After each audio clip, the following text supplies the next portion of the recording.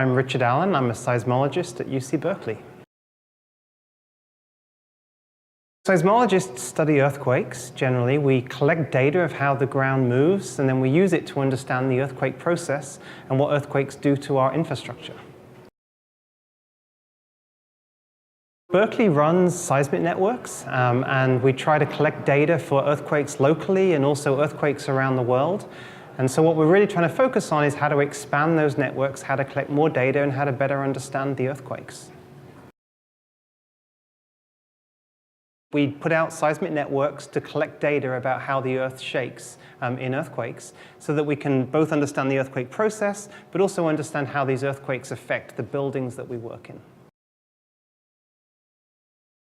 Whenever we have an earthquake, we know that the ground shakes, but that shaking then comes from the ground and it works its way up into the buildings that we live and work in. And so understanding how the building responds, how much it shakes, which parts of the building shake more strongly, that's one of the key things that we need to better understand. The way to do this is you put sensors, just like we have sensors in our smartphones that tell us about all kinds of things that are going on in the world. And we can use those same sensors in the smartphones to be able to see how a building shakes and then extract information about it. I think that the real value of this data for us as all as individuals is sort of in aggregate. So we can better understand the kinds of shaking that all of our homes are going to experience. We can better understand the shaking that all of our workplaces are going to experience. And we can use that information to engineer better buildings that are less likely to be damaged in future earthquakes. Earthquake early warning is about rapid detection of earthquakes and sending out a warning to people before they feel the shaking.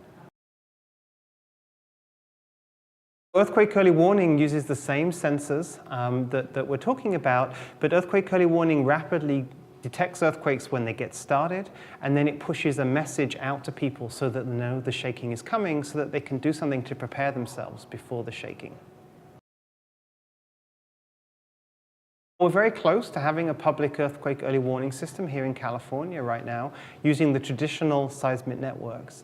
But one of the things that we want to do is figure out how we can use the smartphones to also detect the earthquakes and then provide warnings. And the real value of that is that wherever there's smartphones in the world, we could provide earthquake early warning. And while there are very few places that have very dense seismic networks, everywhere where there are people has smartphones. So we would be able to provide warnings to people who are in harm's way. Those same sensors, of course, provide the data that we can use to understand how the infrastructure around them responds to the earthquake, so we can understand how we can reduce the impacts of future earthquakes by collecting that data. Right now, it's an app. You can download it from the Google Play Store. It's called MyShake. And it's a citizen science project. So if people download the app, they put MyShake on their phone, they start to contribute data to our global network. And it's going to contribute data about earthquakes. It's going to contribute data about the buildings. And so right now, we can use it to start understanding how shaking varies across a region and start to reduce the impacts. There are 20,000 MyShake users that are actually operating today, right now at this minute. And so whenever there's an earthquake, many of those trigger and they record the data. And then we get the data and we're starting to use it to understand how people's homes vary on a very sort of aggregate kind of basis, how the shaking varies over small areas. So there are little pockets where we see stronger ground shaking, other pockets where there's less ground shaking. So we're starting to build up a much clearer picture about how earthquakes impact the built infrastructure around us.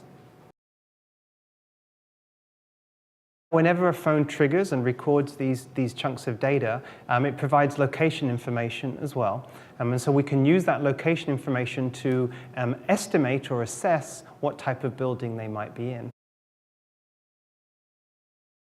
In the future, one of the ideas is to actually include in the app a little pop-up where you can say, well, what type of building you're in, or provide an address perhaps. So then we'll have even more accurate location information, which will just increase the use of the data.